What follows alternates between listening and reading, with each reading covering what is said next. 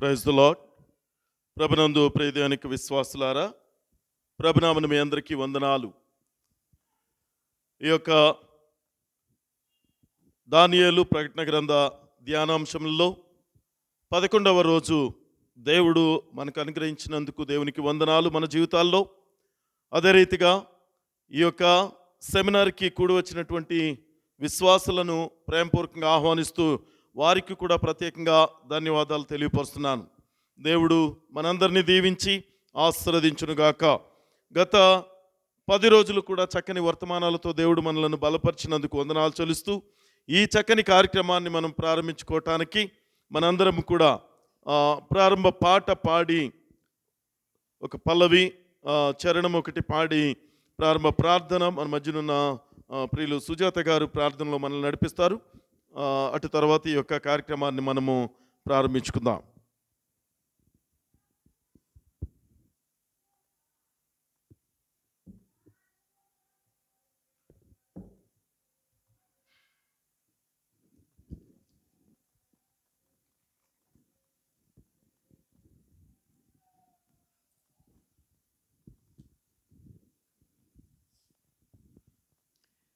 కుమ్మరి ఓ కుమ్మరి, మానవుని చేసిన వాడా, జిగట మన్నైన వంక చల్లగా చూడుమయ్యా, జిగట మన్నైన వంక చల్లగా చూడుమయ్యా,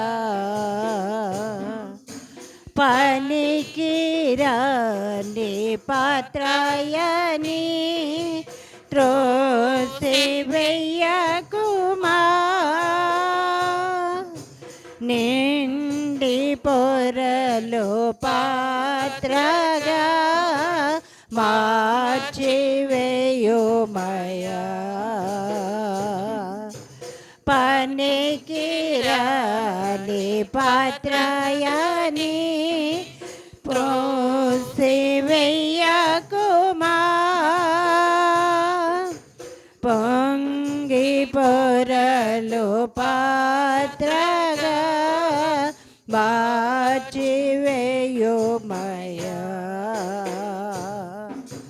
కుమ్మరి కుమ్మరి, మానవుని చేసిన వాడా,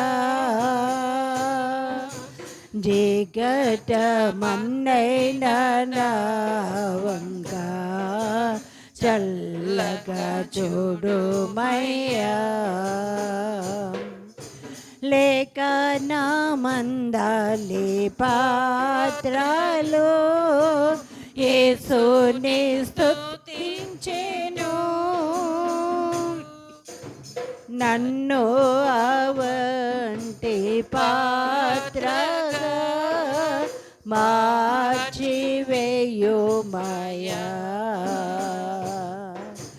లేక నా మందాలి పాత్రలు యేసుని స్తుతించెను, నన్ను అవంటి పాత్రగా మార్చివేయుమయ్యా, కుమ్మరి కుమ్మరి, మానవుని చేసిన వాడా, జిగట మన్నైన చల్లగా చూడుమయ్యా,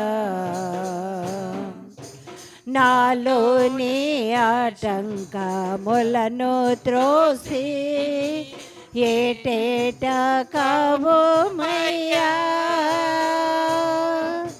పగిలియున్న పాత్రను నేను సరిచేసేవాడుమయ్యా,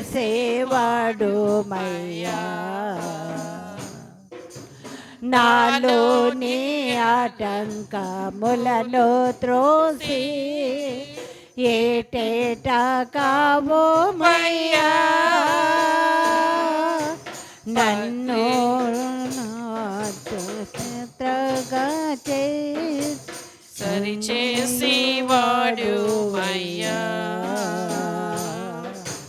కుమ్మరి కుమ్మరి మానవుని చేసిన వాడా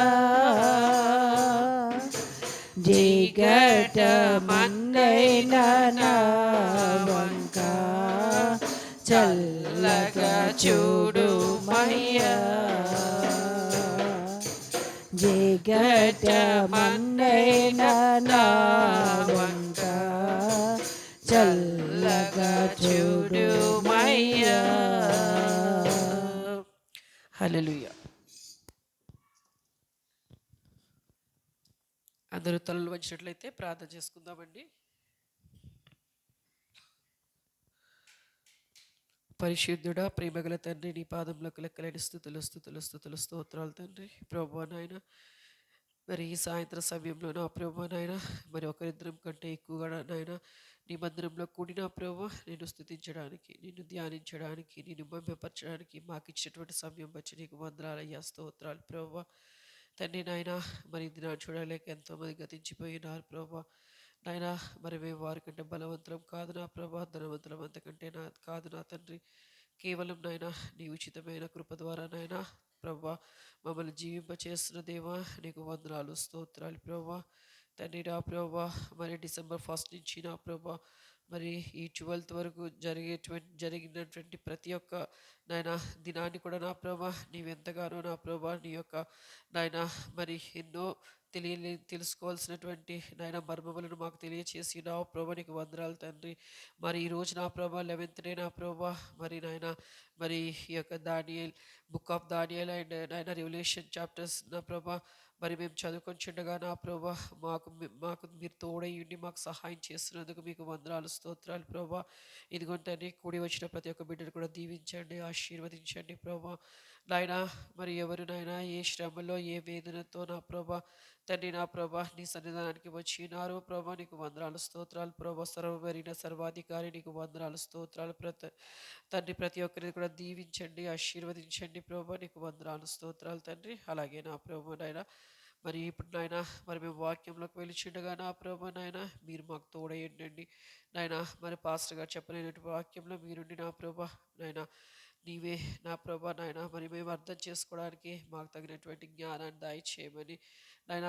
మరి వినడమే కాకుండా నా ప్రభా అట్టి విధంగా నాయన మేము నడుచుకోవడానికి కూడా నీ కృప దయచేయమని. అలాగే నా తండ్రి నా ప్రభా మమ్మల్ని మేము సరి చేసుకొని తండ్రి నాయన నీ వాక్యంలో నా ప్రభా ఇంకా ఎదగడానికి నీ కృపా కాపుదలు మెండుగా దయచేయమని తండ్రి. ఇంకా రాలేనటువంటి బిడ్డలతో కూడా మీరు మాట్లాడి త్వరగా నాయన మరి నీ సన్నిధానానికి రావడానికి నీ కృప దయచేయమని నీకే మహిమ ఘనత ప్రభావాలు పొందుకోవమని.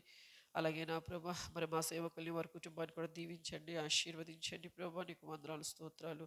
అలాగే నా ప్రభా మరి మా సంఘంలో ఎవరైతే అనారోగ్యంతో బాధపడుచున్నారో వారందరినీ కూడా పేరు పేరు వరుసను ఆయన ముట్టండి, స్వస్థతనివ్వండి ప్రభా మీకు వందనాలు, స్తోత్రాలు తండ్రి.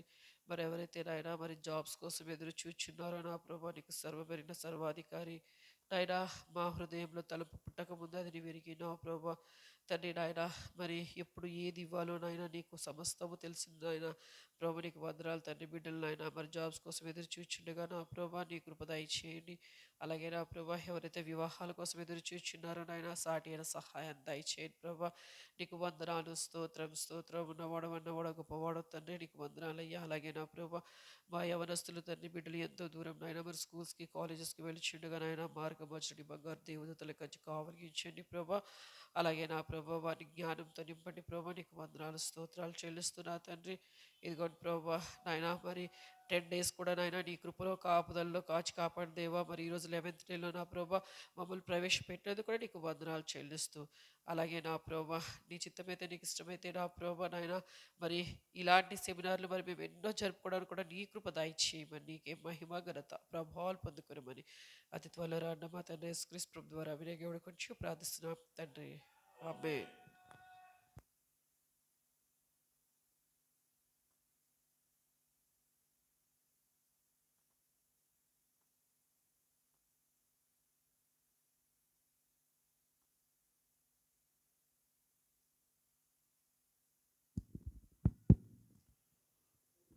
Okay, thank you so much అమ్మా.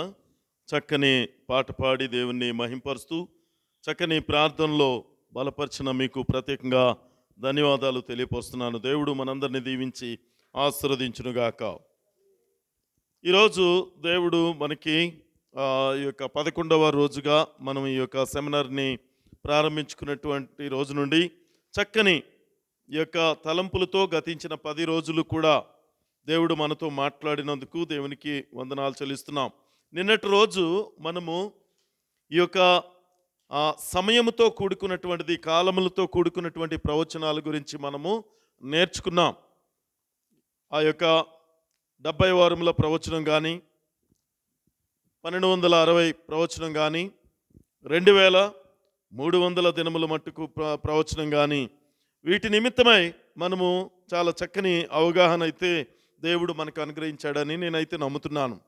ఈరోజు ఈ యొక్క 11వ రోజు మనము దానియేలు 10వ అధ్యాయాన్ని మనం ధ్యానం చేయబోతున్నాం. ఈ దానియేలు 10వ అధ్యాయంలో మనకి దేవుడు ఆయన ఏ రీతిగా బయలుపరుచుకుంటున్నాడు అంటే, ఇక్కడ మికాయేలు ఎవరు అని ఈ యొక్క భక్తుడు దీనికి హెడ్డింగ్ ఇవ్వటం మనం చూస్తున్నాం. ఈ యొక్క అధ్యాయంలో మికాయేలు ఎవరు, అసలు మికాయేలు అంటే ఎవరు, మికాయేలు గురించి ఏంటి అనేటువంటిది మనము తెలుసుకోవటానికి ఇక్కడ చాలా చక్కని ఈ యొక్క అవగాహనను మనకి ఇందులో ఇవ్వటం అనేటువంటిది జరిగింది. కాబట్టి ఈరోజు దేవుడు తాను బయలుపరుచుకొని మనలను ఆ యొక్క ఆత్మీయమైనటువంటి ఆ యొక్క మర్మాలతో దేవుడు మనలను దీవించాలని ఆ యొక్క ప్రార్థన అయి ఉన్నది.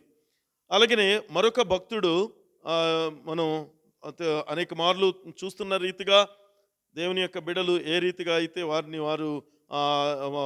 వారి యొక్క జ్ఞానము చెప్పిన ఈ యొక్క పరిశుద్ధ గ్రంథములో దేవుడు బయలుపరిచినటువంటివి తెలియపరిచారో, ఈరోజు ఆ మరొక భక్తుడు తెలియపరిచినటువంటి లేఖనాన్ని ఇక్కడ చూడాలని, దానికి ఇచ్చినటువంటి హెడ్డింగ్ ఒకసారి చూడాలని నేను భావిస్తున్నాను. ఇందులో వారు తీసుకొచ్చినటువంటి హెడ్డింగ్ ఏంటంటే, ఈ భక్తుడు తెలియపరిచినది మికాయేలు ఎవరు అని, అలాగనే మరొక ఆయన ఏంటంటే దానియేలు యొక్క చివరి దర్శనం అని ఆయన దీనికి పేరు పెట్టారు. దానియేలు యొక్క చివరి దర్శనం, ఆయనకి ఇంకా చివరిగా ఆయనకి కలిగినటువంటి దర్శనం గురించి మనం ఇక్కడ చూస్తున్నాం. ఈ యొక్క 10వ అధ్యాయం నుండి అతనికి వచ్చిన దర్శనాల్లో చివరి దర్శనంగా దానియేలు మనకి తెలియపరచబడుతుంది. దానియేలు 10, 11, 12 అధ్యాయాల్లో ఇది మనం చూస్తాం. అయితే ఈ యొక్క దానియేలు 10వ అధ్యాయంలో అంత్యకాల సంభవాలను వివరించినట్టుగా మనం చూస్తాం. ఇది 11, 12 అధ్యాయాల ద్వారా ఆయన మనం ఇది అర్థం చేసుకోవటానికి దేవుడు మనకి సహాయం చేస్తాడు. ఇంకా 2 అధ్యాయాలు కదా, ఆ 2 అధ్యాయాల్లో కూడా 10, 11, 12 కాబట్టి ఆ 2 అధ్యాయాల ద్వారా మనము ఈ యొక్క 10వ అధ్యాయం యొక్క పాఠాన్ని తెలుసుకోవటానికి సహాయం చేస్తాడని మనకి ఇక్కడ తెలియచేయబడుతుంది. దానియేలు 10వ అధ్యాయము 1వ వచనం.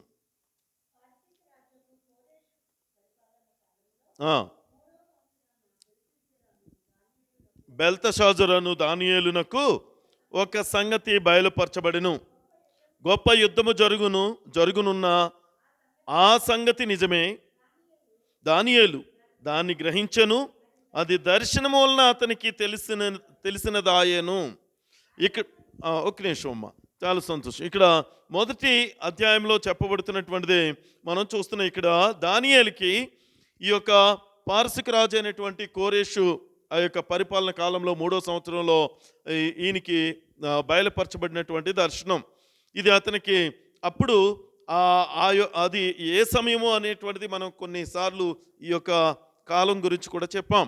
క్రీస్తు పూర్వం 536వ సంవత్సరంలో ఈ యొక్క కోరేసు పాలనలో 536 పారసిక రాజు అయినటువంటి కోరేసు యొక్క పాలనలో ఆ 3వ సంవత్సరం ఈ దర్శనము దానియేలుకి దింది. అయితే నెబుకద్నెజరుకు వచ్చినటువంటి ఆ యొక్క దర్శనాల్లో అది 2వ అధ్యాయము 4వ అధ్యాయంలో మనం చూసాం.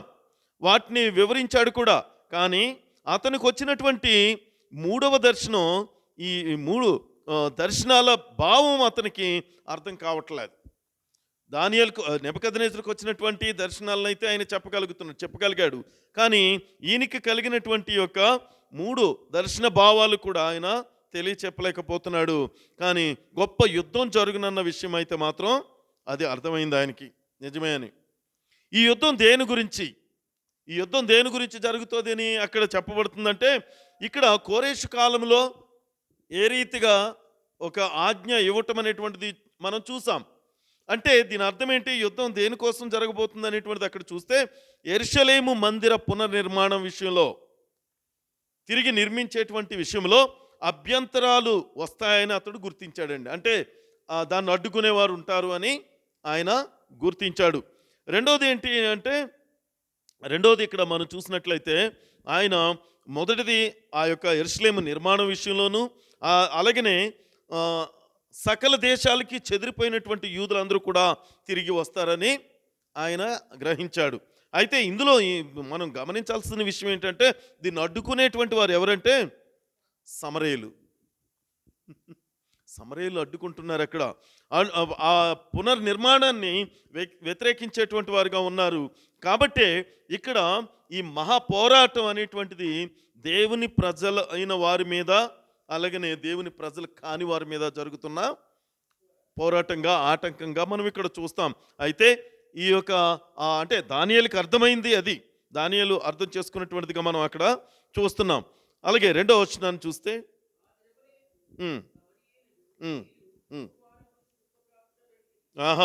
ఇక్కడ దానికి వెళ్ళే ముందమ్మా, ఇక్కడ ఆయన ఏం చేశాడంటే, ఆ పరిస్థితుల్లో ఉన్నప్పుడు ఈయన యెరూషలేము మరలా నిర్మించుకోబడాలనేటువంటి ఆ యొక్క ఆలోచన రావటం, దేవుడు ఎందుకంటే ఆయన కొన్ని లేఖనాలు తీసుకుని వెళ్ళటం వలన ఆయనకి ఆ భావము అక్కడి వరకు అయితే ఆయనకి ఆ ప్రవచన నెరవేర్పు అనేటువంటిది అర్థమైంది. కానీ ఇక్కడ చూస్తే ఈయన వెళుతున్నప్పుడు దాన్ని అంటే నిర్మించడానికి ఆజ్ఞ ఇవ్వబడినప్పటి నుంచి కూడా ఆటంకాలు ఎదురవుతాయని చెప్పిన ప్రతిసారి కూడా దూతలు, ఎందుకంటే ఆ దేవుని యొక్క దేవదూతలు దేవుని యొక్క ఆజ్ఞానుసారంగా వీరికి సహాయం చేయటానికి ఎప్పుడు కూడా ముందుగానే ఉండేటువంటి వారు.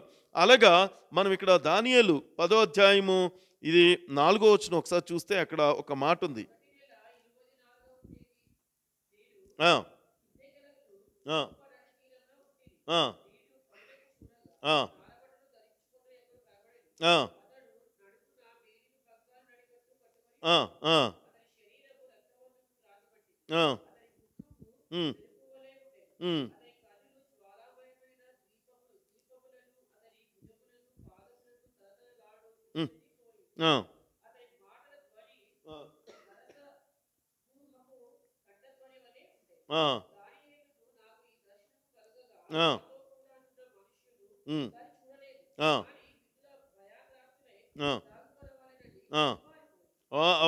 ఓకే, ఇక్కడ ఆయన 3వ వచనంలో చెప్పినటువంటి మాటను బట్టి మనం చూస్తే ఆయనకి ఏ రీతిగా ఉందట, అది చూడగానే దుఃఖప్రాప్తుడై ఉన్నాడు. ఎందుకంటే ఆయన ఒక భారమైనటువంటి స్థితిలో ఉన్నప్పుడు ఆయనకి దేవదూతలు, ఎందుకంటే అండి ఎప్పుడు కూడా ఆయన ఆ దుఃఖప్రాప్తుడిగా ఉండి ఆయన ఏం చేశాడని చెప్తున్నాడు ఒక మాట అక్కడ,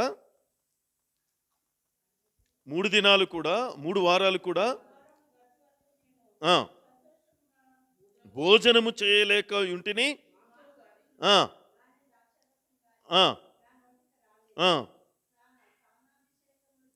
చేసుకొనలేదు. 24వ తేదీ అంటే 24వ తేదీ అక్కడ క్లియర్ ఉంటిని. ఎందుకంటే ఆయన కలిగినటువంటి ఆ యొక్క శోధన శ్రమను బట్టి ఆయన కనీసం ఆహారం తీసుకోవటానికి కూడా ఆయనకి ఇష్టమనిపించలేదంటండి, సంతోషంగా. ఎందుకంటే ఎందుకు తిరిగి ఇది నిర్మించబడాలనుకుంటే ఈ వ్యతిరేకత, ఈ శోధన, ఇదంతా కూడా ఎందుకు కలుగుతుంది ఏంటి అనేటువంటి ఆయన ఆలోచిస్తున్నప్పుడు ఇక్కడ మనం జ్ఞాపకం చేసుకోవాల్సింది ఏంటంటే అండి, ప్రార్థన చాలా చాలా అవసరం అని. ఎందుకంటే ఆయన మళ్ళీ దేవుణ్ణే అడుగుతున్నాడు, దేవుని మీదే ఆధారపడతాడు. ప్రతి విషయంలో కూడా దానియేలు చేసిన ప్రతి పని కూడా మనం ఇక్కడ చూడాలి. అందులో ఈయన చేసే ప్రతి పని కూడా, ఆయన దుఃఖంలో ఉన్నా కూడా ఆయన ఏం చేస్తున్నాడు, ప్రార్థనలోనే దేవుణ్ణి అడుగుతున్నాడు. అందుకే ఆయన నేను మౌనినైతిని, నేను ఎలా ఉన్నానంటాడు, మౌనినైతిని, ఇంతగా మౌన దుఃఖములో ద్వారా నేను ఆయన్ని అడుగుతున్నాను. ఇదేంటి ఇది? ఇక్కడ ఇంకో చోట ఎక్కడన్నా చూసామా మౌనంగా ఉన్నట్టుండి దుఃఖంలో ఉన్నవారు? హన్నా. గుడ్. ఎందుకంటే ఆమె పైకి ఆ యొక్క అంగలారుస్తూ ఏడుస్తున్నట్టు కనపడలేదు అక్కడ. అందుకే అక్కడ ఉన్నటువంటి యాజకుడు కూడా ఆమెను ఏమంటాడు? మత్తురాలుగా ఉన్నావా నువ్వు అంటున్నాడు. ఇది గమనించినప్పుడు మనము ప్రార్థన చేయటం అంటే కొన్నిసార్లు అంగలార్చటమే అది అనేటువంటిది కూడా కరెక్ట్ కాదు. నువ్వు ఎప్పుడైతే నీ యొక్క దుఃఖము కొన్నిసార్లు ఆ యొక్క మౌనంగా కూడా ఉండి నీ హృదయంలో నువ్వు భారంతో దేవునికి విజ్ఞాపన చేస్తున్నావేమో ఒకసారి జ్ఞాపకం చేసుకో. నిశ్శబ్ద ప్రార్థనకు దేవుడు సమాధానాన్ని, ఎందుకంటే ఆయన చేసినటువంటి ఈ ప్రార్థన దానియేలు దేవుని సన్నిధిలో గడిపిన తరువాత అతనికి కలిగినటువంటి ఆ యొక్క గొప్ప స్థితి మనం ఒకసారి చూస్తాం. మత్తయి సువార్తలో ఒక మాట ఉంది దీనికి సంబంధించే. మత్తయి సువార్త 6వ అధ్యాయం 7వ వచనం. 6వ అధ్యాయము 7వ వచనం. మరియు మీరు ప్రార్థన చేయనప్పుడు అన్యజనుల వలె వ్యర్థమైన మాటలు వచింపవద్దు, విస్తరించి మాట్లాడుట వలన తన మనవి వినబడునని వారు తలంచుచున్నారు. అంటే చాలాసార్లట ఎక్కువ మాటలు మాట్లాడటం వలన వింటాడు దేవుడు అని అనుకోవటం కరెక్ట్ కూడా కాదు అని చెప్తున్నాడు అక్కడ. అంటే ఎక్కువ సమయం దేవుని సన్నిధిలో గడపటం అంటే ఎక్కువగా మాట్లాడటం అని కాదు, కానీ నువ్వు మౌనంగా ఉండటం కూడా, అది మౌన ప్రార్థన కూడా దేవునికి చాలా అంగీకారమైనటువంటిది అనేది మనం ఇక్కడ ఈ మాటలను బట్టి మనం నేర్చుకుంటున్నాం. ఎందుకంటే ఆయన చిత్తమే నెరవేరబడినట్లుగా ఆయన చిత్తం ఏంటనేటువంటిది మనము ఆయన చెప్పే మాట వినటానికి ఇష్టపడాలట. ఇప్పుడు కంటిన్యూ మాట్లాడుతూనే ఉంటే ఆయన నీకు సమాధానం ఇస్తున్నాడు, ఎవరు వింటారు అక్కడప్పుడు? ఎందుకంటే నువ్వు మాట్లాడే పనిలోనే ఉన్నావు. కానీ దేవుడు నీకు సమాధానం ఇస్తున్నప్పుడు మరి ఏ రీతిగా నీవు అది ఎందుకంటే దానియేలు కలిగిన ఈ దర్శనంలో మనకు కనిపించేది అది. ఎవరి ఈ 3 వారాలు గడిచిన తర్వాత దానియేలుకు దర్శనంలో కనిపించినటువంటి వారు ఎవరు? ఒకసారి మనం చూసాం అమ్మా. ఎస్ అమ్మా, అదే అందుకే 7వ వచనం మనం చూసినట్లయితే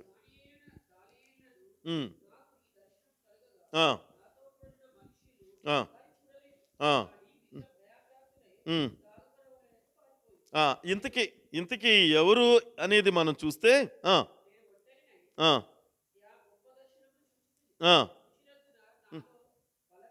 బలమేమీ లేకపోయాను, నా సొగసు వికారమాయను, నా బలము నా యందు నిలవలేదు.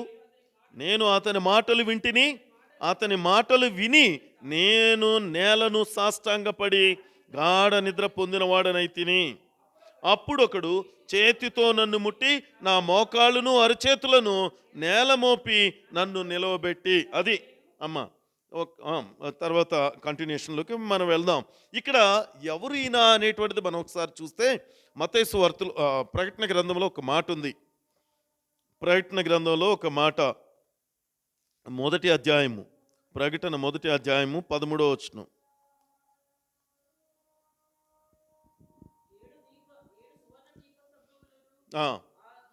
ఆ దీపస్తంభముల మధ్యను మనుష్య కుమారుని పోలిన ఒకని చూసి తిని, ఆయన తన పాదముల మట్టుకు దిగుచున్న వస్త్రము ధరించుకొని రొమ్మునకు బంగారు దట్టి కట్టుకొని ఉండెను.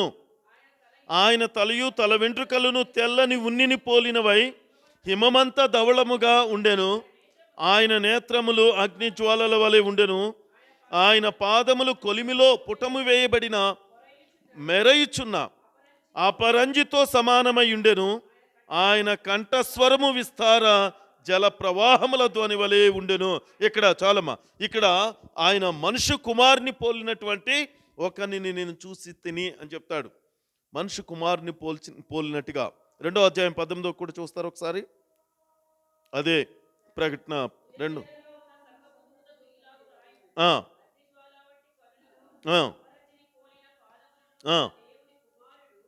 చెప్పు సంగతులు ఎవరంటండి? దేవుని కుమారుడు చెప్పు సంగతులు 2వ అధ్యాయము 18వ వచనంలో ప్రకటనలో చెప్తున్నట్టుగా.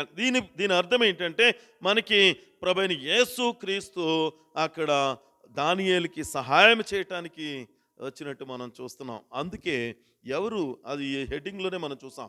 మిఖాయేలు ఎవరు, మిఖాయేలు ఎవరు అనేటువంటిది మనం చూస్తున్నాం. ఇక్కడ యేసుక్రీస్తే లోకరక్షకుడై అయినటువంటి ఆయన యేసుక్రీస్తు దానియేలు దగ్గరికి ఎందుకు రావాల్సి వచ్చింది? యేసుక్రీస్తు లోకరక్షకుడైనటువంటి ఆయన దానియేలు దగ్గరికి ఎందుకు రావాల్సి వచ్చింది? ఎందుకంటే దేవుని ప్రజల విషయమై దానియేలుకు ఉన్నటువంటి శ్రద్ధ అది. అవునా కదండి? ఎవరి ఎడ్ల? ఆయన ప్రజలే కదా, దేవుని బిడ్డలైన వాళ్ళందరూను. ఇశ్రాయేలీయుల గురించి ఆయన ఇప్పుడు విజ్ఞాపన చేస్తున్నాడు. ఏ రీతిగా మళ్ళీ తిరిగి యెరూషలేముకి వెళ్ళాలి, అక్కడ ఆ యొక్క మందిర నిర్మాణం చేయాలి, మళ్ళీ తిరిగి అక్కడ పట్టణ నిర్మాణాన్ని చేయాలనే దాని విషయంలో ఆయన శ్రద్ధ కలిగి ఉన్నాడు. కాబట్టి యేసుక్రీస్తుని ఆయన ఏం చేశాడు? ఆకర్షించాడు. అర్థమైందండి?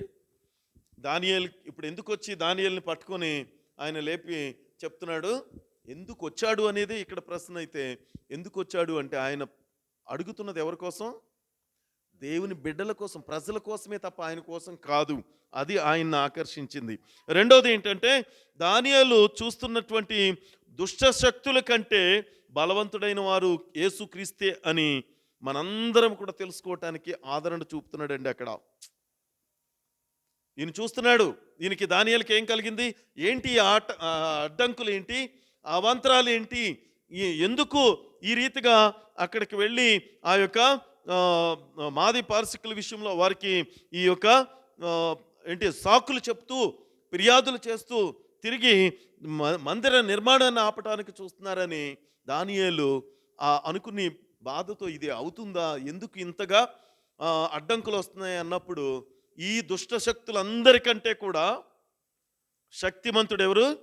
ప్రభువైన యేసుక్రీస్తు అని చెప్పడానికి ఒక అక్కడ ఆనవాలుగా మనం చూస్తున్నాం. కనుక ప్రియ సహోదరి సహోదరులారా, దేవుని శక్తి ముందు మానవ శక్తి అది వ్యర్థమే. కాబట్టి ఇక్కడ మనం చూసినప్పుడు ఆయన ముఖమంతా 8వ వచనంలో ఎలాగుందట? ఆయన ముఖమంతా వికారం అయిపోయిందట. మొత్తం ఆయన సొగసంతా కూడా వికారం అయిపోయింది. ఆయన చూసినప్పుడు బలమంతా కూడా ఆ యొక్క నిలవలేకపోయింది అనేటువంటిది మనం అక్కడ చూస్తున్నాం. అంటే ఇక్కడ మనం జ్ఞాపకం చేసుకోవాల్సినటువంటిది ఏంటంటే ఈ దర్శనము దానియేలుకు మాత్రమే వచ్చింది తప్ప మరి ఎవరికి కూడా ఉద్దేశించబడింది కాదు అని, వారికి మాత్రమే బయలుపరచబడుతుందని ఇక్కడ తెలియచేయబడుతుంది. కనుక ఈ దర్శనము దేవుడు అందరికీ అనుగ్రహించాడు. ఫస్ట్ అది మాత్రం గుర్తుపెట్టుకోవాలి మనం. అందరికీ అనుగ్రహించడు. ఎందుకంటే ఆయన ఎవరిని ఎన్నుకున్నాడో వారికి మాత్రమే అనుగ్రహిస్తాడు.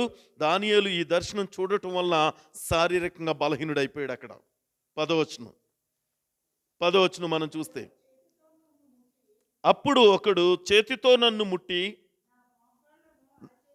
నా మోకాళ్ళను అరచేతులను నేల మోపి నన్ను నిలవబెట్టను. ఎందుకంటే ఆయన ఎలాగున్నాడంట, నువ్వు ఒకవేళ అంటే శారీరకం గురించి ఇక్కడ మాట్లాడతలేదు కానీ ఆధ్యాత్మిక స్థితిలో కూడా నీవు బలహీనుడివి, బలహీనరాలు అయితే, ఒకసారి హెబ్రీలకు రాసిన పత్రిక చూద్దామా?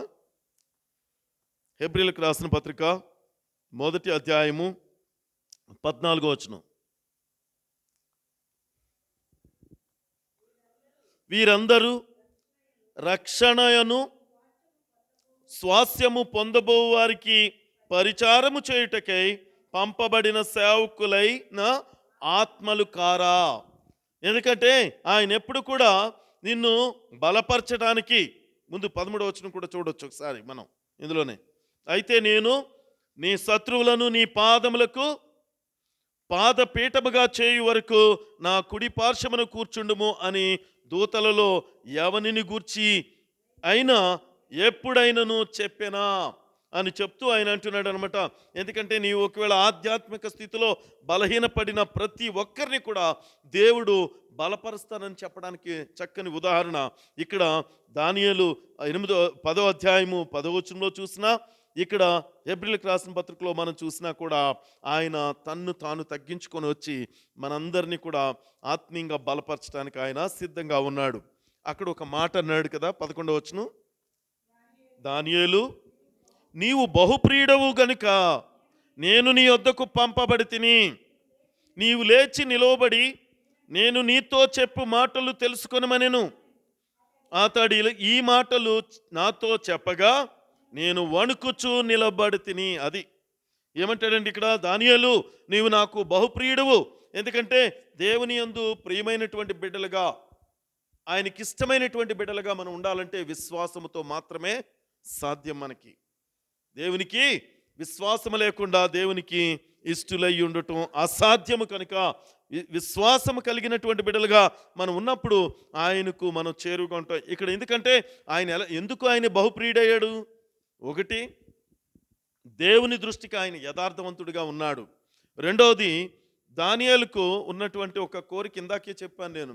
ఆయనకు అసలు యేసుక్రీస్తు ఆయన్ని దర్శించడానికి, ఆయన్ని లేవనెత్తడానికి కారణం దేవుని ప్రజల ఎడల ఆయనకున్నటువంటి శ్రద్ధ. రెండవది, యెరూషలేము యొక్క పట్టణ నిర్మాణం విషయంలో, ఆ యొక్క యెరూషలేము దేవాలయ నిర్మాణం విషయంలో ఆయనకున్నటువంటి ఆ యొక్క గొప్ప తృష్ణ, కోరిక. ఎందుకంటే మందిరంలో జరిగేటువంటి, ఇక్కడ ప్రభువైన యేసుక్రీస్తు ఎప్పుడు కూడా ఈ దేన్ని ఇష్టపడతాడు, ప్రేమిస్తాడు అనేటువంటిది మనం చూస్తే ఆయన యందు భయభక్తులు కలిగిన బిడ్డల్ని, రెండోది అంటే వారందరూ కూడా చేరువచ్చేటువంటి సంఘ ఆరాధనని. అందుకే ఆరాధన చాలా చాలా ప్రాముఖ్యమైనటువంటిది. దాన్ని మనకి నచ్చినట్టుగా కాకుండా దేవునికి ఇష్టమైనటువంటి రీతిగా దేవుని యొక్క మాట చెప్పున మనం నడిపేవారుగా. ఎందుకంటే అది చాలా ఆధ్యాత్మికమైనటువంటి స్థితిలో వెళ్ళవలసి ఉందండి ఆరాధన. ఎప్పుడు కూడా ఆయన్ని ఆరాధించే విషయంలో మనం ఇక పూర్వీకులు మనం చూసాం. వారు ఉదాహరణకి అహరోను కుమారుల విషయమే కదా మనం ఎన్నోసార్లు. ఎందుకంటే వారికి నచ్చిన రీతిగా వారు వెళ్ళటం వలన వారికి కలిగినటువంటి శ్రమ, అది ఒకవేళ మనం చెప్పినప్పుడు మనకి కొంచెం గాయం అవుతుందేమో. కానీ ఇక్కడ ఆరాధనను ఏమంటారు, తప్పుడు త్రోవకి పట్టిస్తే, ఆరాధనకు మనకి నచ్చిన రీతిలో వెళితే జరిగే కొన్ని ఇబ్బందికరమైన పరిస్థితులు మనం జ్ఞాపకం చేసుకోవాలి. ఇంకొకటి, ఆయన ప్రార్థనాపరుడు. ఎప్పుడు కూడా ఆయన ప్రార్థనకే ప్రయారిటీ ఇచ్చేవాడు. ఏ సమస్య వచ్చినా, ఏ సంతోషమైనా దేవునికి ముందుగా ప్రార్థన చేసేటువంటి వాడిగా ఉండేవాడు. కాబట్టి ప్రార్థన అనేది ఆయుధం. ఎప్పుడు కూడా ఆధ్యాత్మిక జీవితానికి అది చాలా అవసరం, మనం కొనసాగించుకుని వెళ్ళటానికి. ఓకే, 12వ వచనం అమ్మ.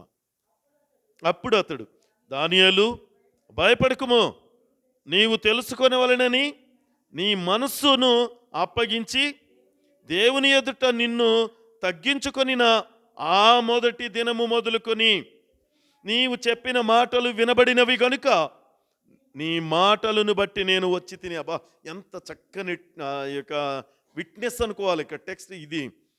ఆయనట మొదటి నుంచి కూడా నువ్వేం చెప్పావో అది చెప్తున్నావో, అప్పటి నుండి కూడా మేము అది మాకెంతో నేను అది వినిన తర్వాత ఆ మాటలు వినబడ్డాయి కాబట్టి నీకు నేను దానికి సమాధానం ఇవ్వటానికి నేను నీ వద్దకు వచ్చానని చెప్తాడండి. ఒకసారి అపోస్తుల కార్యాలు చూద్దామా? ఎందుకంటే ఈ మాట ఎందుకు చెప్తున్నానంటే, అపోస్తుల కార్యంలో ఒక మాట మనకి ఇక్కడ తెలియపరచబడుతుంది. 1వ అధ్యాయం 4వ వచనం. ఎందుకంటే ఇక్కడ ఈయన చేసినటువంటి ప్రార్థన విషయంలో ఆయన వారిని కలుసుకొని ఇలాగూ ఆజ్ఞాపించను, మీరు యెరూషలేము నుండి వెళ్ళక నా వలన వినిన తండ్రి యొక్క వాగ్దానముల కొరకు ఏం చేయాలట? కనిపెట్టుడి. అది ఈయన ప్రార్థన చేశాడు. ప్రార్థన చేసి దేవుని యొక్క సమాధానం కొరకు ఎదురు చూస్తున్నాడు. అక్కడ మౌన విజ్ఞాపన జవాబు దొరుకుతుంది అనటానికి ఇది ఒక విట్నెస్. ఇక్కడ మౌనంగా ప్రభువా అని ఆ యొక్క హన్నా చేసిన ప్రార్థనలో కూడా మౌనంగా హృదయంలో రోధిస్తూ దేవునికి మొరపెట్టింది. ఆమె సమాధానాన్ని పొందుకుంది. ఎంత చక్కని ఆ యొక్క దీవెనకరమైన మాటలో ఇక్కడ మనం దేవుని మనకిచ్చినటువంటిదిగా మనం ఇక్కడ చూస్తున్నాం. అలాగనే మనం ఇక్కడ ఆ ఎదురు అయినటువంటి ఆ యొక్క అడ్డంకులన్నిటినీ కూడా ఏ రీతిగా తొలగించాలి దానియేలుకి అనేటువంటి వీటన్నిటిని బట్టి ఆ మౌన విజ్ఞాపన ద్వారా మాత్రమే అక్కడ సాధ్యమైనట్టుగా మనం చూస్తాం. ప్రియ సహోదరి సహోదరులారా, ఆ దేవుని యొక్క సన్నిధిలో కనిపెడుతున్నటువంటి సమయమందు నీ యొక్క సమాధానం, నువ్వు పొందుకునే సమాధానానికి కొంత అంతరాయం కలగొచ్చు.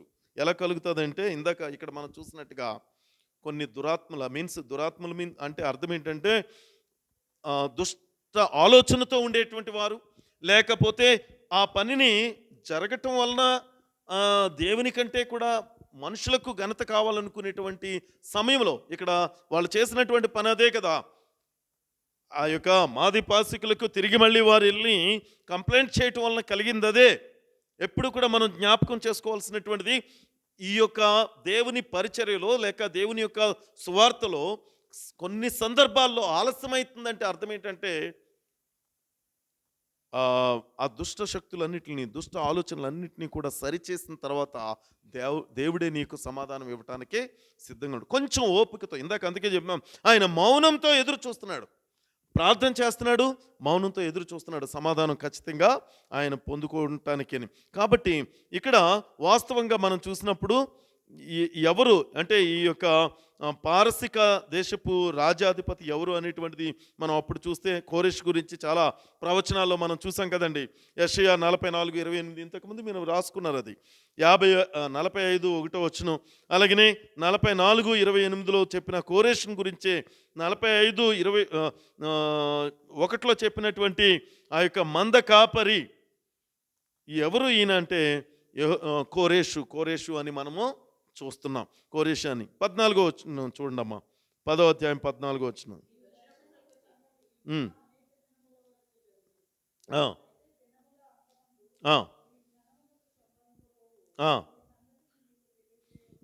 నీకు తెలియజేయవచ్చుదనని అతడు నాతో చెప్పాను. ఏంటండి ఈయన ఈ దర్శనపు సంగతి ఇంకా అనేక దినముల వరకు జరగదు, అనేక దినముల వరకు జరగదు. అయితే దినముల అంతమందు నీ జనానికి సంభవించబోయేటువంటి ఈ సంగతి నీకు తెలియవచ్చి తిని.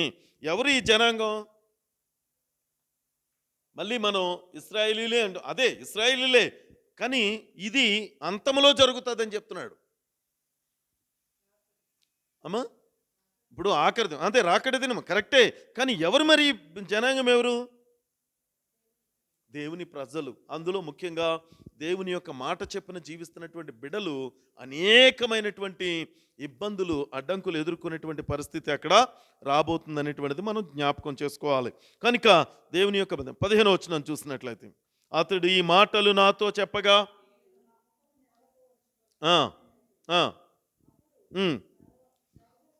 సర్వస్వరూపియగు ఒకడు నా పెదవులను ముట్టగా నేను నోరు తెరిచి నా ఎదుట నిలిచి ఉన్నవానితో ఇట్లాంటిని, నా ఏలినవాడా, ఈ దర్శనము వలన నాకు వేదన కలిగినందున నా బలము తొలగిపోయెను.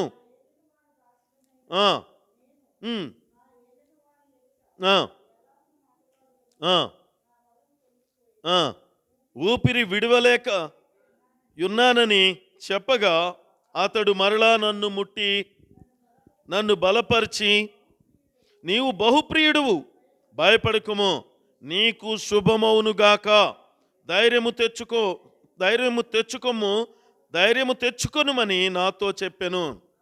అతడు నాతో ఇట్లనగా, నేను ధైర్యము తెచ్చుకొని నీవు నన్ను ధైర్యపరిచితివి గనుక నా ఏలినవాడవైన నీవు ఆజ్ఞ ఇమ్మని చెప్పి తిని. దేవునికి వందనాలు. ఇక్కడ వరకు కూడా ఆయన బలహీనత, ఆయన ఎంతగా ఆ యొక్క దర్శనంలో బలహీనుడు అయిపోయాడో, ఆయన నిలవలేనటువంటి శక్తిహీనుడయ్యాడో మనకి ఇక్కడ తెలియపరుస్తున్నాడు. అయితే అలాంటి పరిస్థితుల్లో కూడా దేవుడు ఆయన యొక్క దూత ద్వారా, అంటే గబ్రియల్ ఎవరు మనం అనేది చూసినండి, మికాయిలు ఎవరు అంటే ప్రభువైన యేసుక్రీస్తు అని మనం చాలా స్పష్టంగా మనం తెలుసుకుంటున్నాం.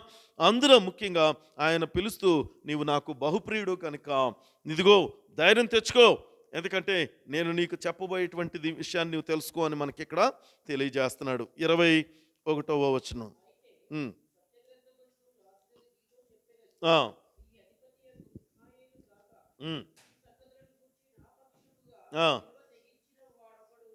లేడు. ఏంటండి? అయితే నేను సత్య గ్రంథము వ్రాసినది నీతో చెప్పేదను, మీ అధిపతి యొక్క మికాయేలు గాక ఈ సంగతులు గూర్చి నా పక్షముగా నిలువ తెగించిన వాడొక్కడును లేడు. ఎప్పుడు కూడా సత్య గ్రంథము, ఇది మనం చాలాసార్లు దీని గురించి నేర్చుకుంటున్నాం. ఎందుకు సత్యమే సత్యం అంటే చెప్తున్నాం, ఈ లోక సంబంధమైనటువంటి మాటల కంటే ఎప్పుడు కూడా లేకపోతే మనం కల్పించుకున్నటువంటి కథల కంటే కూడా ఎక్కువగా పరిశుద్ధ లేఖనం ద్వారా మాత్రమే. అందుకే నీ వాక్యమే సత్యము అని చెప్పాడు. కనుక వాక్యానుసారంగా మనం వెళ్ళటం అనేటువంటిది చాలా చాలా అవసరం. ఇంతకీ సత్యం అనే మాట ఇక్కడ చెప్పడానికి అవసరం ఏంటంటే, దానియేలు 8:12 ఒక మాట చెప్పాడు. ఆయన ఏం చేస్తాడు? జరిగినందున ఆ, ఆ, ఇది ఇది గమనించాల్సిన మాట ఇక్కడ. ఎందుకంటే అతిక్రమం జరిగినందువలన అతడు ఏం చేస్తాడంటే సత్యాన్ని వ్యర్థపరుస్తాడు. అంటే సత్యం ఏంటి? మరి అది కదా. అతడు చేసే పని ఏంటంటే వాక్యానుసారంగా వెళ్ళడు, వాక్యానుసారంగా వాడు నడిపించడు, వాక్యానుసారంగా వాడు మాట్లాడ్డు. కాబట్టే వాక్యానికి విరోధంగా వెళుతూ వాడు చేసేటువంటి పని సత్యాన్ని అడ్డగిస్తాడు, వ్యర్థపరుస్తాడు. సొంత ఆలోచనలో మనం ఆ యొక్క చిన్న కొమ్ము గురించి నేర్చుకున్నప్పుడు అందులో మనం మహోన్నతుడి కంటే ఉన్నతంగా ఉంచుకుంటే హెచ్చించుకుంటాడని మనం అక్కడ చూసినటువంటి దాన్ని బట్టి మనం చూస్తున్నాం. ఇంకొక మాట మనం గమనించాల్సినటువంటి విషయం అంటే, సత్య గ్రంథము అనేటువంటిది ఏంటంటే పరిశుద్ధమైనటువంటి లేఖనాలపై ఈ యొక్క వాక్యాల్లో ఉన్నటువంటి సారాంశం అని మనం ఇక్కడ జ్ఞాపకం చేసుకుంటున్నాం. ఈ వాక్యంలో ఉన్నటువంటి సారాంశం అనేటువంటిది మనం జ్ఞాపకం చేసుకుంటాం. ఇంకొక మాట, ఇందాక దానియేలు గ్రంథంలో, ఈ గ్రంథంలో యేసుక్రీస్తు, ఆ మిఖాయిలు ఎవరు అనేటువంటిది మనం చూసినట్లయితే దానియేలు 2వ అధ్యాయము 45వ వచనం. దానియేలు 2వ అధ్యాయము 45వ వచనం. చేతి సహాయం లేకుండా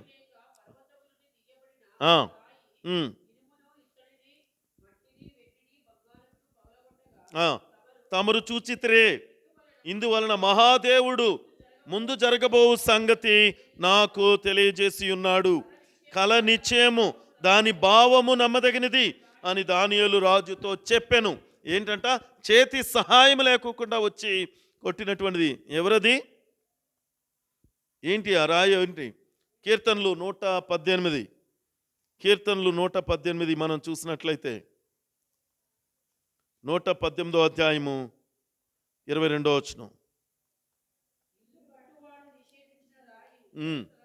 తలకు మూలకు తలరాయిగా అది ఉంటుందని ఇక్కడ మనకి చెప్పబడుతున్నటువంటి యెషయా 28:16 వచనం. 28:16.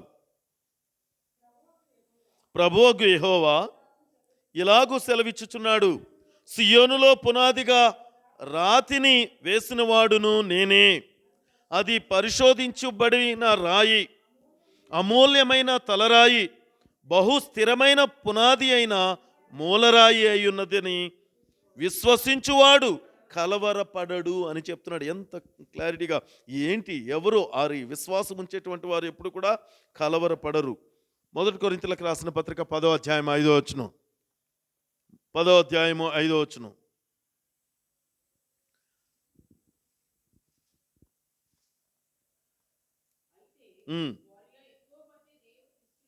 దానికి 4 నుంచి కూడా చదవండి. 4 నుంచి కూడా చదవండి.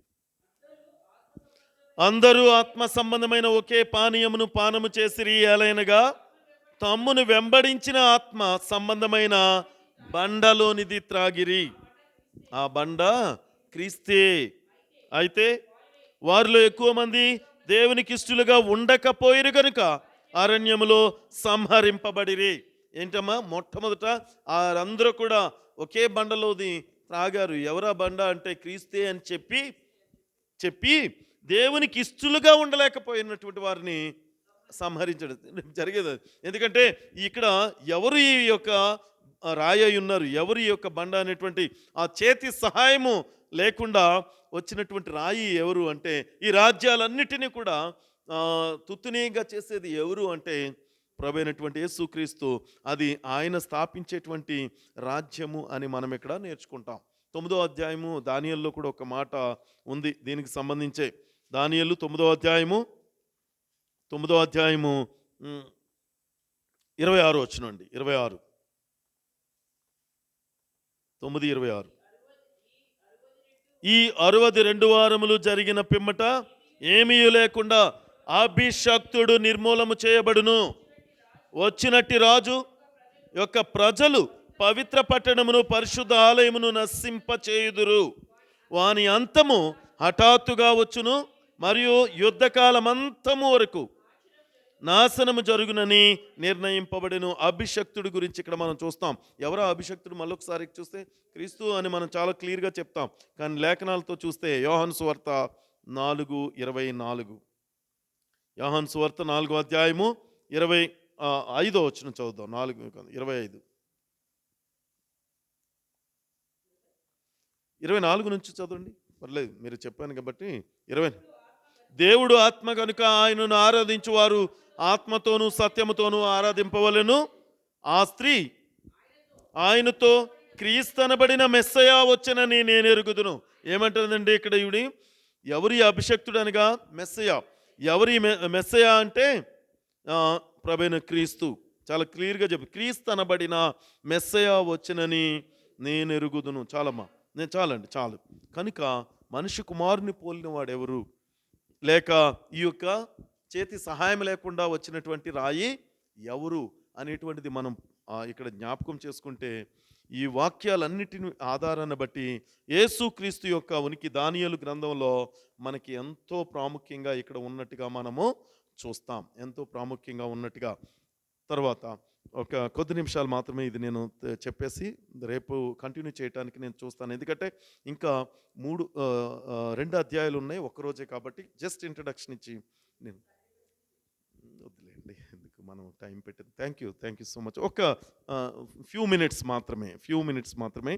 ఓకే, తర్వాత మనకి 11వ పాఠంలో కూడా చెప్పబడుతున్నది ఏంటంటే, ఇక్కడ ఈ యొక్క 11వ పాఠానికి ఇవ్వబడినటువంటి హెడ్డింగ్ ఏంటి? ఉత్తర దక్షిణ దేశపు రాజులు. ఈ దక్షిణ దేశపు రాజులు ఎవరు అనేటువంటిది మనం చూసినట్లయితే, ఇక్కడ ఈ దానియేలు 11వ అధ్యాయంలో చెప్పబడుతున్నటువంటి మాటలు, మరొక భక్తుడు ఇందాక చెప్పినట్టుగా మరొక భక్తుడు ఆ యొక్క దానియేలు 11వ అధ్యాయానికి ఇవ్వబడినటువంటి పేరు, ఆయన తీసుకొచ్చినటువంటి పేరును మనం చూసినట్లయితే ఆయన ఏమని పెడుతున్నాడంటే, ఇక్కడ ఆ 11వ అధ్యాయానికి ఇచ్చినటువంటి ఆ దానియేలు చివరి దర్శనమే అందులో చెప్పబడుతున్నటువంటిది. అయితే ఆయన దానియేలు యొక్క చివరి దర్శనంలో 2 దేశాల గురించి అక్కడ చెప్పబడుతున్నాయి. ఆ దేశాల్లో ఉన్నటువంటిది మాదీ పారసీకుల రాజ్యంలోనే. రెండవ మాట ఏంటంటే అలెగ్జాండర్ తర్వాత వచ్చిన రాజులు అని ఆయన పేరు పెడుతున్నాడు దానికి. తర్వాత మరొక మాట ఏంటంటే సెల్యూకాయులు మరియు టోలమీయులు యొక్క యుద్ధము వారి మధ్యన అనేటువంటిది మనం ఇక్కడ ఆయన పేర్లు పెట్టినట్టుగా మనం చూస్తున్నాం. అయితే ఈ యొక్క అక్షరాల యొక్క అక్షరార్థంకున్నటువంటి అర్థం ఏంటో మనం ఒకసారి తెలుసుకోవాలి. 11వ అధ్యాయంలో ఉన్నటువంటి మాటను బట్టి చూస్తే 11వ అధ్యాయము 1వ వచనం.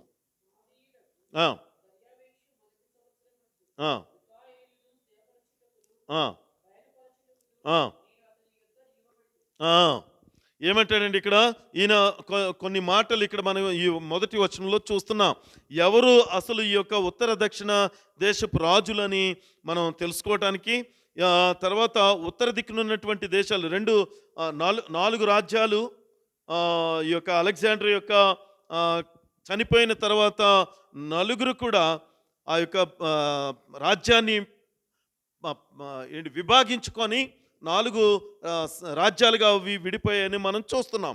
అయితే వారి యొక్క 4 మధ్యన విభాగింపబడినటువంటి ఆ రాజ్యాల్లో 2 రాజ్యాల గురించి ఇక్కడ మనకి ఎక్కువగా, ఎందుకంటే 2 రాజ్యాలు అవి దాని యొక్క విషయంలో అంటే అంతగా ఉనికిలోనికి రాకోకుండానే అవి తీసివేయబడ్డాయి. మిగిలినటువంటిదే ఈ యొక్క ఉత్తర దక్షిణ దేశం యొక్క రాజ్యములుగా మనకి ఇక్కడ చెప్పబడతాయి. ఇవి అంత్యకాలం వరకు కూడా ఈ 2 రాజ్యాలు ఉనికిలో ఉన్నాయి. ఎందుకంటే అలెగ్జాండర్ తర్వాత ఎవరు కూడా తన యొక్క వంశీయులు పరిపాలించినట్టుగా మనం చూడలేదు. తర్వాత వంశీయులు, ఎందుకంటే ఆ 4 సైన్యాధిపతులు పనిచేసుకున్నారు కాబట్టి వేరే వాళ్ళ యొక్క అధీనంలోనికి వెళ్ళిపోవటం అనేటువంటిది జరిగింది. కనుక ఇక్కడ దీని వాస్తవ భావం ఏంటంటే, మాదీయుడైనటువంటి దర్యావేషు పరలోకము అంటే ఏ రీతిగా ఇక్కడ 11వ అధ్యాయం మొదటి వచనంలో చెప్పబడినటువంటి మాటను బట్టి చూస్తే, మొదటి సంవత్సరమునందు మికాయలును స్థిరపరచుటకును బలపరచుటకును నేను అతని యొద్ద నిలవబడితిని. ఇప్పుడు ఏమనగా ఇంకా 3 రాజులు పారసికము మీద రాజ్యము చేసిన పిమ్మట అందరికంటే అధిక ఐశ్వర్యము కలిగిన 4వ రాజు ఒకడు వచ్చును. అతడు తనకున్న సంపత్తు చేత బలవంతుడై అందరినీ గ్రెకేయుల రాజ్యమునకు విరోధముగా రేపును. ఎవరి గ్రెకేయుల రాజ్యం? గ్రీసు. అది మనం ఇంతకు ముందే మన దాని గురించి మనం ఇక్కడ తెలుసుకోవటం అనేటువంటిది జరిగింది. లోకాంతంలో జరిగేటువంటి సంభవింపబోయేటువంటి అంశాల విషయమై వారు ఇక్కడ చెప్పడం అనేటువంటి జరిగింది. ఇక్కడ కోరేషు తర్వాత పారసిక రాజ్యాన్ని పరిపాలించినటువంటి వారు ఎవరు అంటే 3 గురించి ఇక్కడ చెప్పబడింది. ఎవరెవరు? మొట్టమొదటి ఆయన కెంబీస్ అనేటువంటి ఆయన క్రీస్తు పూర్వం 530 నుంచి 522 వరకు ఆయన పరిపాలించాడు. రెండో ఆయన పాల్స్ మర్దీస్ అనేటువంటి ఆయన. ఈయన క్రీస్తు పూర్వం 522 నుంచి ఈయన పరిపాలించినటువంటి కాలం మనం చూసినట్లయితే కొన్ని నెలలు మాత్రమే ఆయన అక్కడ పరిపాలన చేసినట్టు మనం చూస్తాం. కొన్ని నెలలు మాత్రమే. ఆ తర్వాత దర్యావేసు 1 అనేటువంటి ఆయన వచ్చి ఈ 522 క్రీస్తు పూర్వం నుంచి 486 సంవత్సరం వరకు, అంటే 37 సంవత్సరాలు దర్యావేసు 1 పరిపాలించాడు. ఆ తర్వాత ఎస్తేరు మనం ఒకసారి చూసినట్లయితే మొదటి అధ్యాయం మొదటి వచనంలో చెప్పబడుతున్న మాటనే మనం ఇక్కడ చూడబోతాం. ఆ తర్వాత వచ్చినటువంటి రాజు ఎవరు అని. ఎస్తేరు మొదటి అధ్యాయం మొదటి వచనం.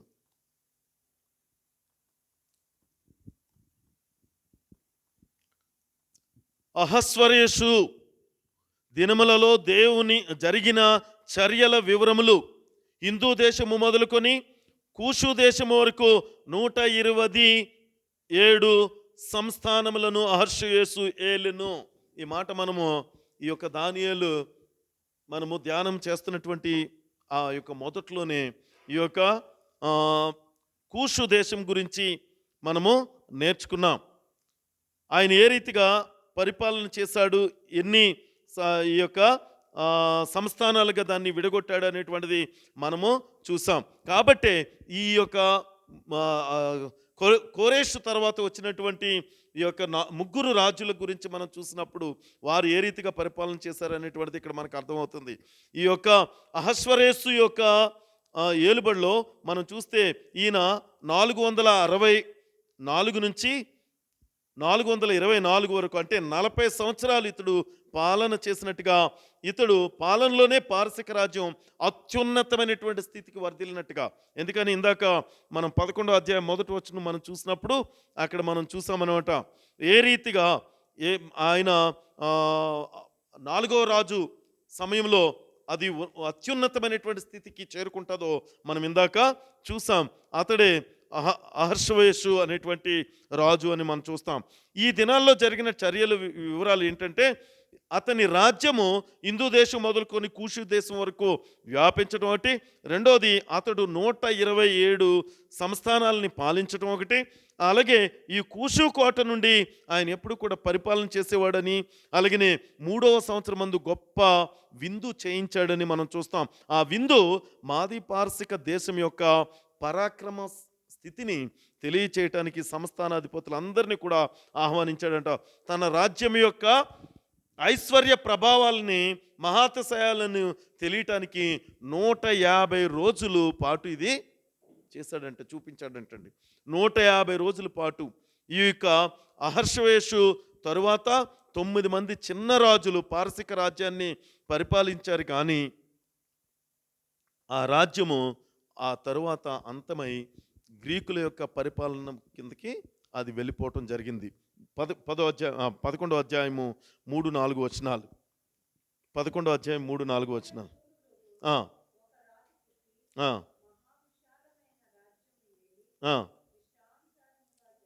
ఇష్టానుసారముగా జరిగించును.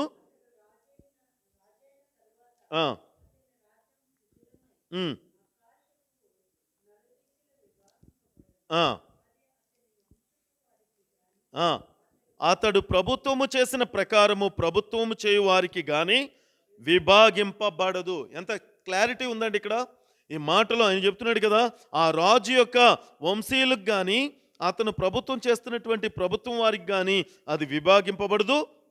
అతని ప్రభుత్వం వేరుతో పెరికివేయబడును, అతని వంశపు వారు దానిని పొందరు గాని అన్యులు పొందుదురు. ఇక్కడ అదే చాలా క్లియర్గా మనకి తెలియజేయబడుతున్నటువంటి గ్రీసు యొక్క మొదటి రాజు అయినటువంటి అలెగ్జాండర్గా చెప్పిన తర్వాత అతడు తన కుటుంబకులకి అది రాజ్యం చెందలేదు.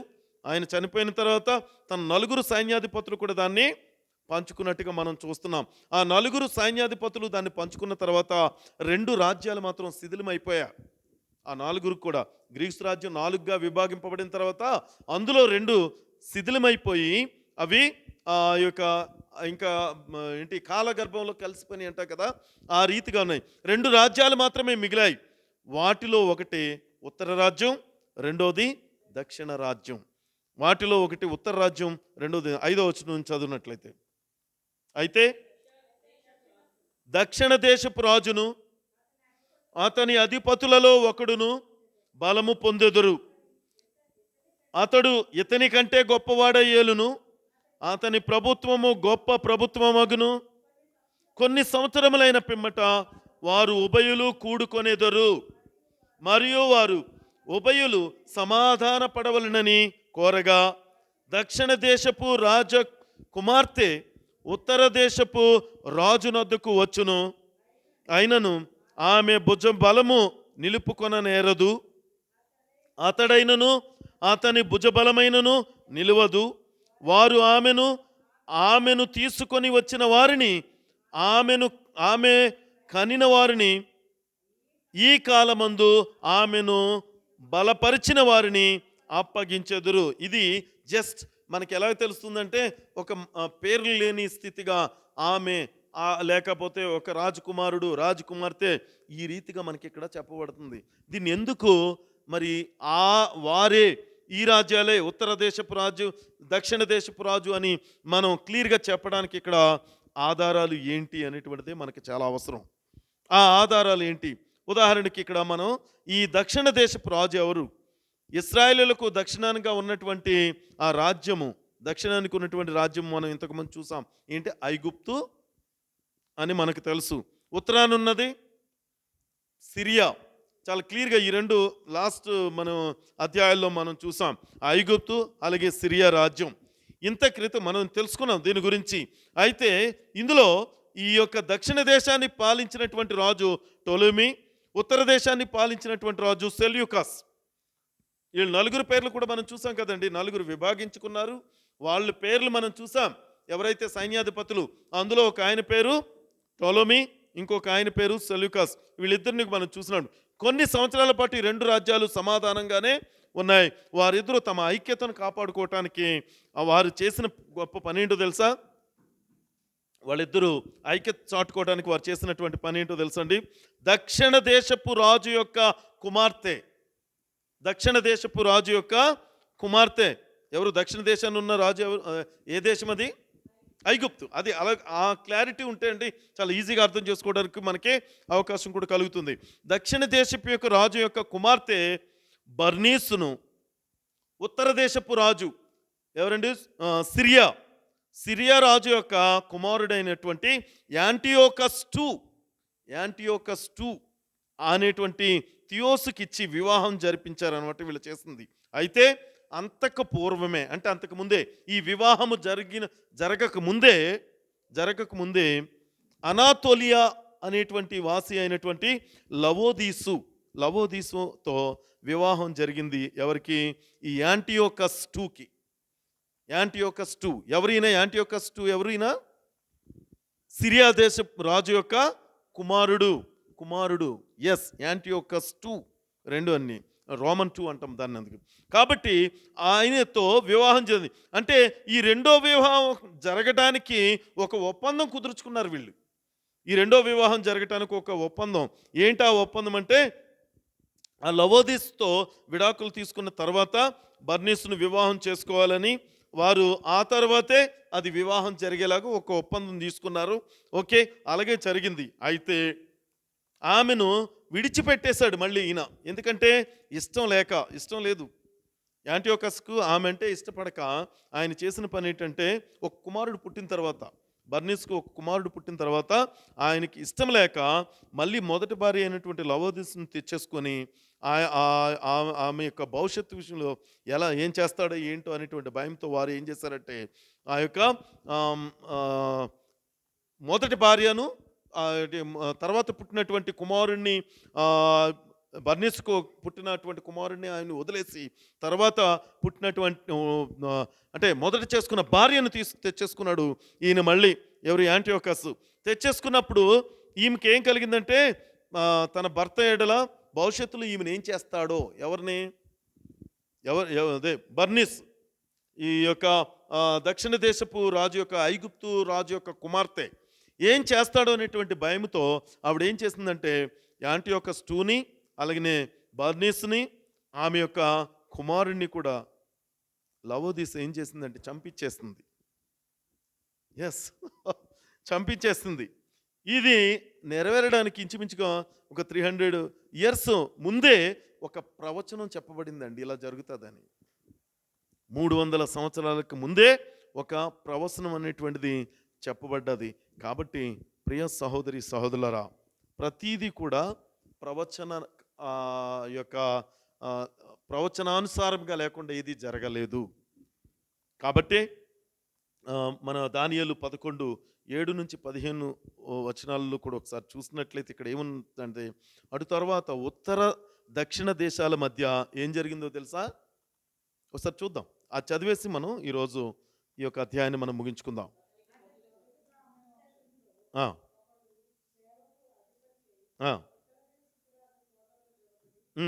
ఇష్టానుసారముగా జరిగించుచు వారిని గెలుచును. మరియు అతడు వారి దేవతల సొమ్మును, విలువగల వారి వెండి బంగారు వస్తువులను సహా చెరపట్టి ఐగుప్తునకు తీసుకొని, ఇదిగో ఇక్కడ చూసారా ఐగుప్తు, ఇందాక అందుకే చెప్పాను ఎక్కడ అనేటువంటిది మనం ఆలోచిస్తే ఆ దక్షిణ దేశం గురించి చెప్పిన మాట ఐగుప్తు గురించి. ఓకేమ్మా.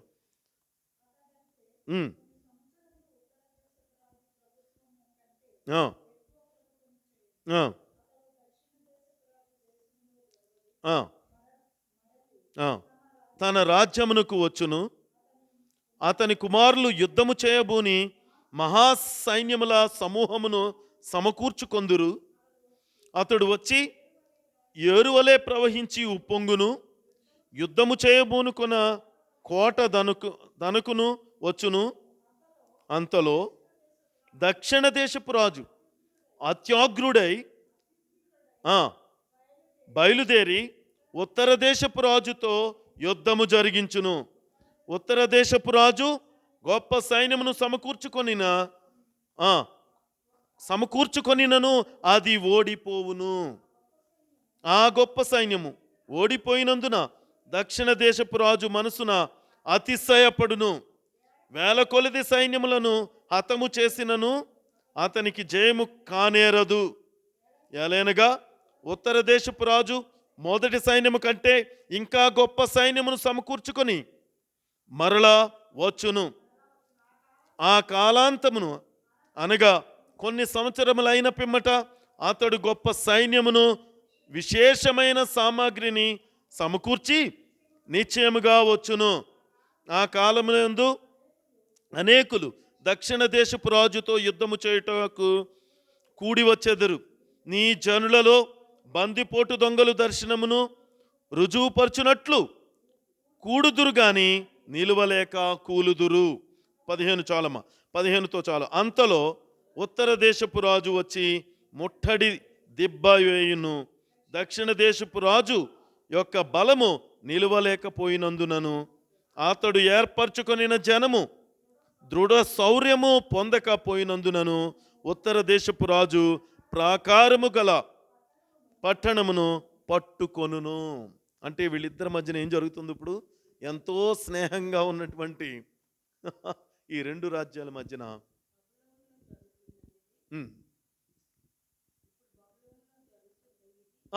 ఇప్పుడు మనం చదివిన ఈ దాన్ని తర్వాత మాది పార్షికులు, గ్రీకులు. అవునమ్మా, అవును. ఎస్, జరుగుతుంది కాబట్టి ఆ దానికి ఇక్కడ మనము ఆ మధ్యన జరుగుతున్న ఆ 16వ వచనం నుంచి మనము రేపు మనము దాన్ని ధ్యానం చేద్దాం.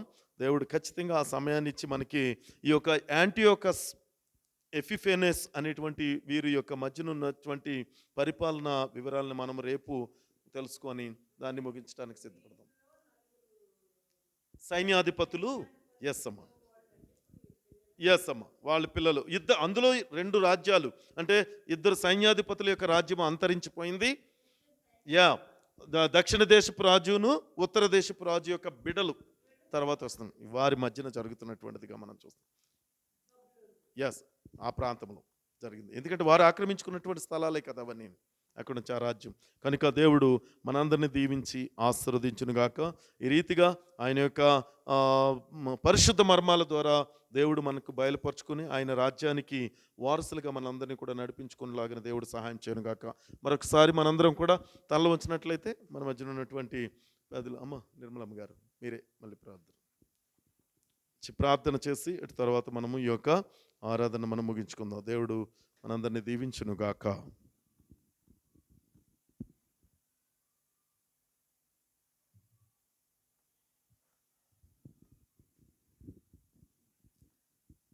పరిశుద్ధం పరిశుద్ధం పరిశుద్ధం అంటూ దూతలతోనూ భక్తులతో ఎల్లప్పుడూ స్తుతించపరచుకొని ఏర్పరచును మా ఘనమైన తండ్రి. మీకే స్తోత్రములు ప్రభా, స్తోత్రాలు తండ్రి, స్తుతులు స్తుతులు తండ్రి. అలాగేనైనా మరి ప్రభా, మరి యొక్క 10 రోజులు 11 రోజులు కూడా ప్రభా మీరే మా మధ్య నుండి నడిపించినందుకు నీకు స్తోత్రాలు చెల్లించుకుంటున్నాం. ఇంతవరకు చదువుకున్నాము మరి ప్రభా, దానియేలు గ్రంథం నుండి ప్రభా మరి అనేకమైన ప్రభా మరి విషయాలు మేము తెలుసుకొని, అలాగే ప్రభా మరి ఈ విధంగా జరిగిందని మేము అర్థం చేసుకుంటూ సహాయం దయచేయండి. అదేవిధంగానైనా రాబోయే దినాల్లో ప్రభా ఏం జరగనన్నది కూడా మాకు తెలియచేశారు. అయితే తండ్రి మరి దానికి మేము సిద్ధపడేటకు కృప చూపించమని అడుగుకుంటున్నాం. అలాగే నీ దాసుని నిలబెట్టుకొని ప్రభా మరి మాట్లాడుతున్న విధానం బట్టి మీకు స్తోత్రాలు తండ్రి. ఈ కూడి వచ్చిన బిడ్డలను దీవించండి, ఆశీర్వదించండి తండ్రి. రాళ్ళైన వాళ్ళని కూడా దీవించండి, ఆశీర్వదించండి తండ్రి. అలాగే ప్రభా వాళ్ళ జాబుల విషయంలో ప్రభా మరి జీవనోపాధి విషయంలో తండ్రి మరి రాలేకపోతున్నారు నా తండ్రి. మరి వాళ్ళ విషయంలో కూడా ప్రభా మీరే నైనా మరి సహాయం దయచేయమని వేడుకుంటున్నాను. అలాగే ఏమైనా బిడ్డలను దీవించండి, ఆశీర్వదించండి తండ్రి. వాళ్ళు వెళ్తూ స్కూల్కి కాలేజీలకి వెళ్తూ వస్తున్నప్పుడు మీ కృప కాపుదలనిచ్చి కాచి కాపాడుతున్నారు, మీకు స్తోత్రం తండ్రి. ముందు కూడా కాచి కాపాడమని, అలాగేనైనా మరి ప్రభా రానైనా రోజుల్లో ప్రభా ఎక్కువగానే సన్నిధానం గడుపుటకు, అలాగేనైనా నీ ఆజ్ఞలు తెలుసుకోవడమే కాదు దాని ప్రకారం మేము జీవించుటకు ఈ సంఘ బిడ్డలందరికీ కూడా దయచేయమని, మా బంధువుల మిత్రులందరినీ కాచి కాపాడమని, జరిగిన కార్యక్రమం అంతట్లో మీరు నడిపించినందుకు మీకు స్తోత్రాలు చెల్లించుకుంటూ జగద్రక్షకుడైన యేసుక్రీస్తు నామమున పేరిట వినయముగా అడిగి వేడుకుంటున్నాం తండ్రి. ఆమేన్. పరలోకమందున్న మా తండ్రి, మీ నామం పరిశుద్ధపరచబడును గాక, మీ రాజ్యము వచ్చును గాక, మీ చిత్తం పరలోకమందు నెరవేరినట్లు భూమి యందు నెరవేరును గాక. మా అనుదిన ఆహారం మాకు నేడు దయచేయండి, మా రుణస్తులు మేము క్షమించు ప్రకారం మా రుణములను మీరు క్షమించండి. మమ్ము శోధనలోకి తేక కీడు నుండి తప్పించుము. రాజ్యము శక్తియు మహిమయు నిరంతరము నీవై ఉన్నావు తండ్రి. ఆమేన్. మన తండ్రి అయిన దేవుని యొక్క ప్రేమయు, కుమారుని యొక్క కృపయు, పరిశుద్ధాత్మక అన్యోన్య సహవాసము ఇక్కడ చేరువచ్చినటువంటి ప్రతి ఒక్క బిడ్డపై, వారి యొక్క కుటుంబాలపై, రాలేకపోయినటువంటి బిడ్డలు మా ప్రభు నీ చిత్తమైతే వారును నీ యొక్క సత్య వాక్యములో బలపడుట కొరకు నాయన బిడ్డలు సిద్ధపడి నాయన వారు ఈ యొక్క చివరి దినాలలో మరి ఎక్కువగా మీతో చేరువుగా జీవించుట కొరకు బిడ్డలకి అట్టి సమయాన్ని శ్రద్ధను బిడ్డలకు దయచేయలాగిన వారిపై ఇప్పుడును ఎల్లప్పుడును సదాకాలము తోడయుండును గాక. ఆమేన్.